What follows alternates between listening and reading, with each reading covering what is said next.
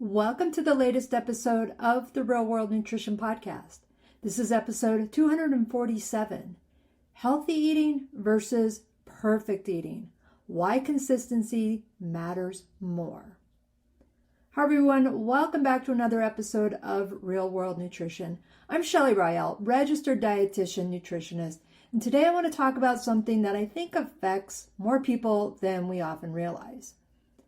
The difference between healthy eating and what I would call idealized eating, or what some people may think of as eating perfectly. Now, before I go any further, I do need to mention that in this episode, I will be briefly mentioning types of eating disorders and disordered eating. So if that's something that's triggering for you, maybe skip this one unless you are prepared to be okay with that. All right, so I want to get something else out of the way. I don't actually believe that there is such a thing as perfect eating. And some people may think that's obvious, but the sheer number of people who have actually used the word perfect when talking to me has always been a bit surprising to me. But I want to make this clear. There is no universal definition of perfect eating or even healthy eating. There's not a scorecard. There's no food police keeping track of every meal, despite what some people might think about my job and my profession. Nobody's tracking every meal, every snack, or every bite. Or I should say, nobody is watching you do that, or they should not be at least. Yet there are many people who spend a tremendous amount of energy worrying about whether they're eating the right way. And in some cases, that pursuit can be more harmful than helpful. Now, I want to mention, as it often is the case, I did cover this topic in an article I wrote, and I covered this in May, which is Mental Health Awareness Month. So I figured that would be a good time to talk about food, nutrition, and mental health, because people don't often realize there's a connection there. And when people think about nutrition, they may think about vitamins, minerals, calories, protein, carbs, fat. And they may not go by those specific identifiers because not everyone realizes that vitamins and minerals are in pretty much all the food they eat. People may think more in terms of specific foods or carb groups or protein group or fruits, vegetables. But what a lot of people don't always think about is the relationship that people have with food. Because for most of us, at least, nutrition isn't just about what we eat. It's also how we think about food, how we feel about food, how food affects our daily lives, and sometimes how much space food occupies in our thoughts. Over the years, nutrition messaging has become increasingly complicated, and the more time people spend on social media and paying attention to different influences there, the more it becomes more complicated in their minds. And you'll open social media, any of the platforms really, and I know my algorithm's probably skewed in this sense, but you'll see messages about clean eating, macro tracking or counting your macros, detoxes, food rules, list of foods you should never eat, list of foods you should always eat. One influencer or clickbait headline will tell you carbohydrates are the problem. Another will say seed oils are the problem. Someone else says gluten is a problem. Then another person says fruit. They don't eat fruit because it has too much sugar. And at some point, people begin wondering what they're allowed to eat at all.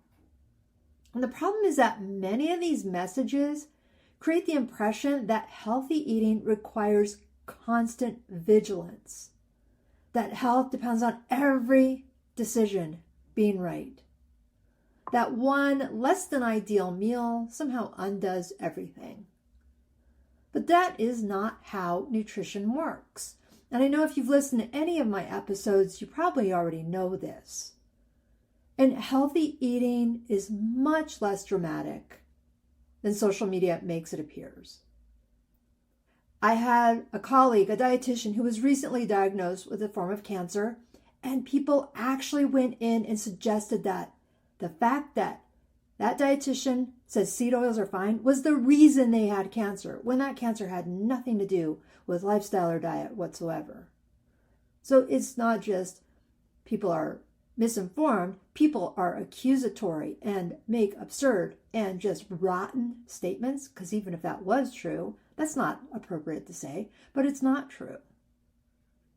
So I want to talk about what healthy eating actually looks like. Healthy eating includes a variety of foods. Healthy eating includes flexibility. Healthy eating adapts when life changes. Healthy eating works whether you're at home, traveling, attending a birthday party, or eating at a restaurant. Healthy eating supports your physical health, but it also supports your mental and your social well-being. That people don't always think about that as an aspect. One thing I often tell clients is that healthy eating has to fit into real life. That's why I refer to this, my work, as real-world nutrition. Because if a nutrition plan only works under ideal circumstances, whatever that might look like, it's probably not going to work very long. Because real life is not ideal. It doesn't have a set schedule. Schedules change. It doesn't have a set plan. Plans change. Invitations happen. Vacations happen. Sometimes dinner doesn't go as planned. Sometimes lunch comes from an airport or at a quick serve restaurant at a freeway exit. Sometimes you eat birthday cake, and all of this is okay. Because one of the characteristics of healthy eating is flexibility. And if flexibility becomes difficult, when food rules become rigid, that's where people struggle. It may start with something small. A person decides to improve their eating habits. And maybe they want to eat more vegetables. Maybe they want to reduce the highly processed foods. Maybe they want to cook more often. And these are all reasonable goals. But sometimes that goal slowly shifts. A list of acceptable foods may get smaller and rules might become more restrictive. Or it loosens up and people feel like they've failed.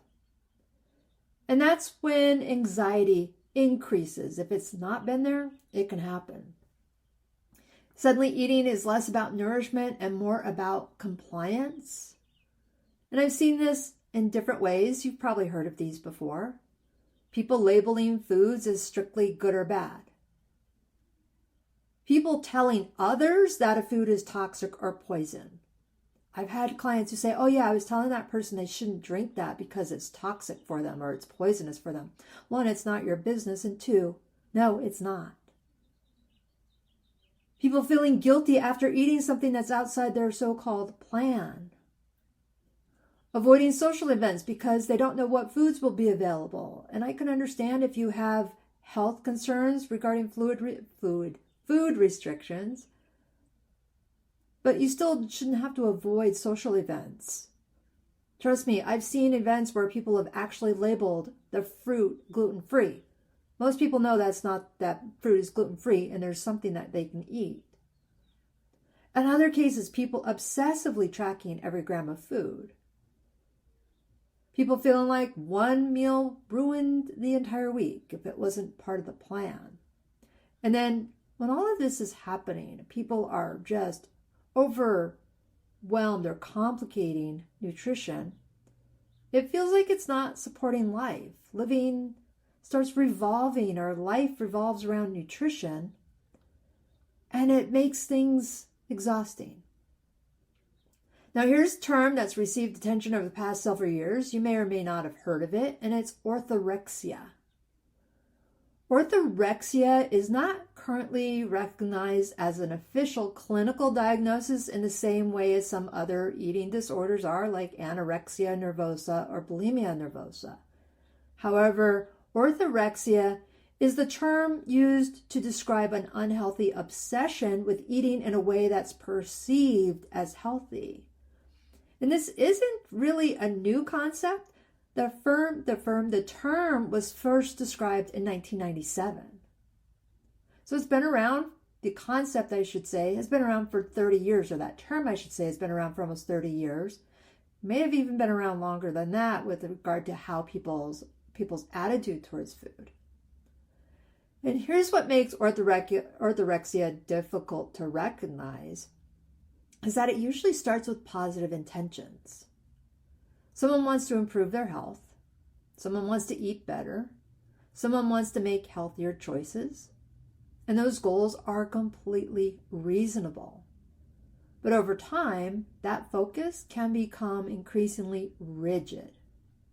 The list of acceptable foods for them shrinks by self-selection. The rules become more complicated by self-selection. And the fear of eating outside of those rules grows. And the pursuit of health starts to create stress rather than reduce it.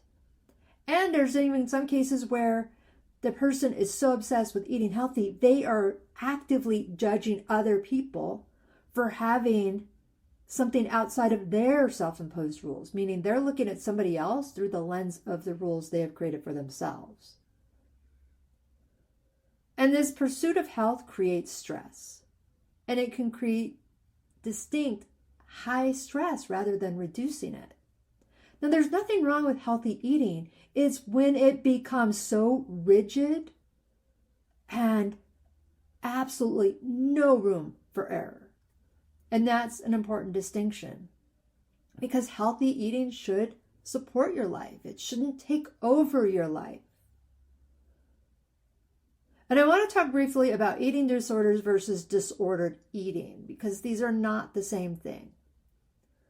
So conditions such as anorexia nervosa, bulimia nervosa, and binge eating disorder are serious medical and mental health conditions.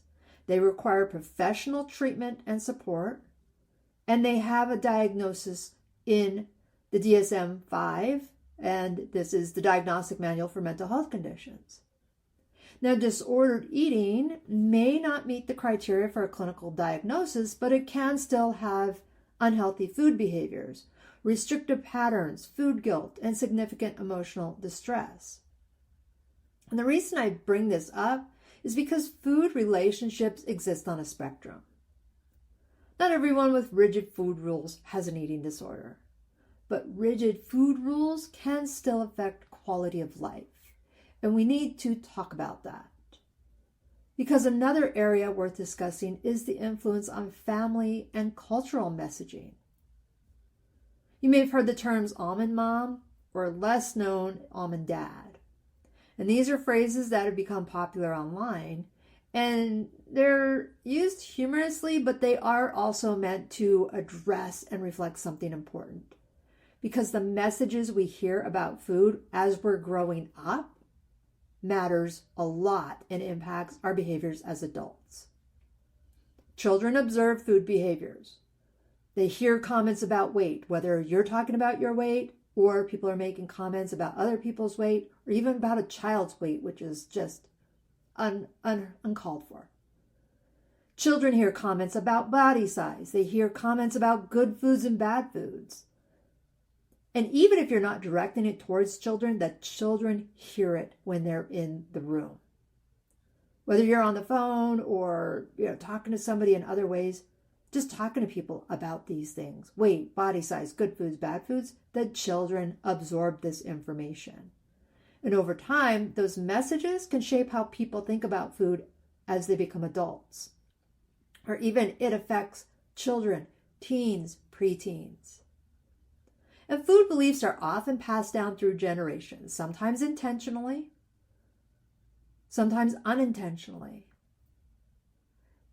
And here's one of the more interesting examples I've observed over the years is when people are involved in the physique competitions. And this is with or without children in your life. This is just kind of changing the subject here. So when people are preparing for physique competitions, it requires an extraordinary level of dietary structure. Extraordinary.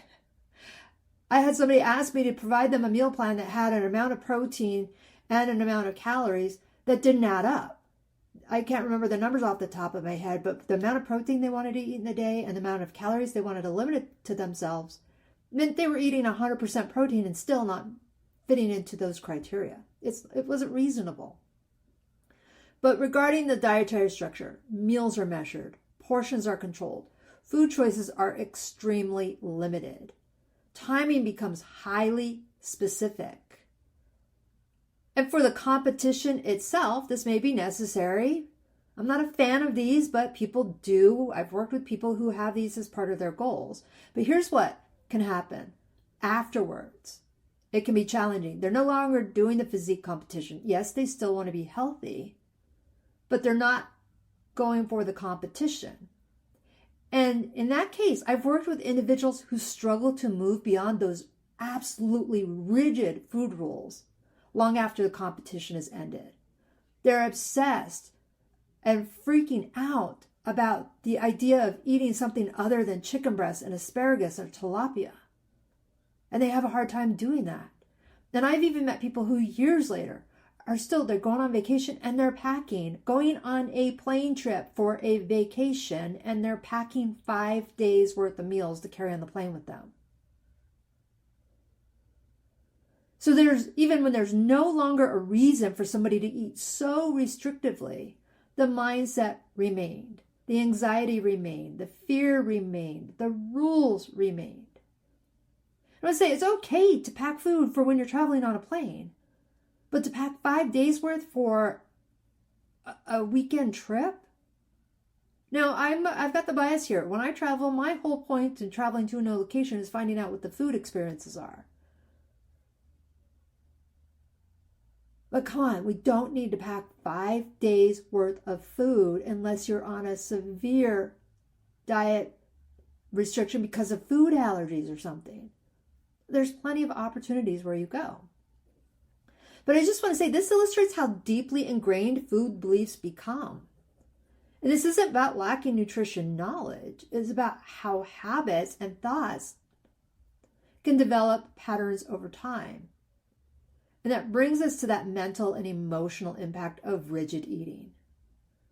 Because food stress is real, guilt around food is real, anxiety around food is real, social isolation because of food is real.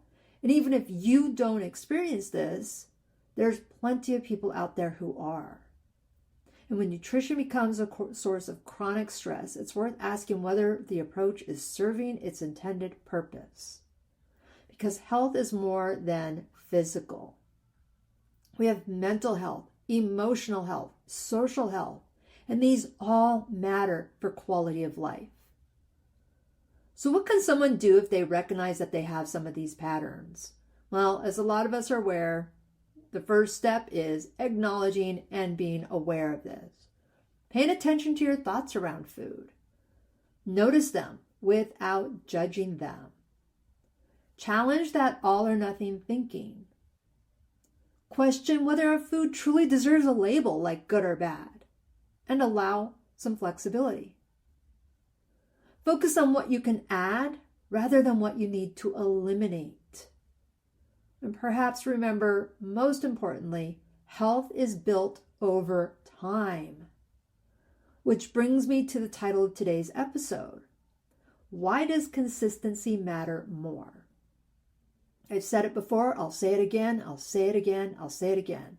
Health is not determined by a single meal, or a single snack, or a single day. Health is shaped by patterns. Patterns matter more than a single isolated event. Eating vegetables matters most of the time. Or I should say, eating vegetables most of the time matters. Including a variety of food matters. Being physically active consistently matters. Sleeping well consistently matters. These are all habits that have this working together relationship to add up and help our overall health. One meal does not determine health. One cookie does not determine health. One vacation, whether it's 2 days or 20 days, does not determine health. One holiday doesn't determine health. Patterns determine health.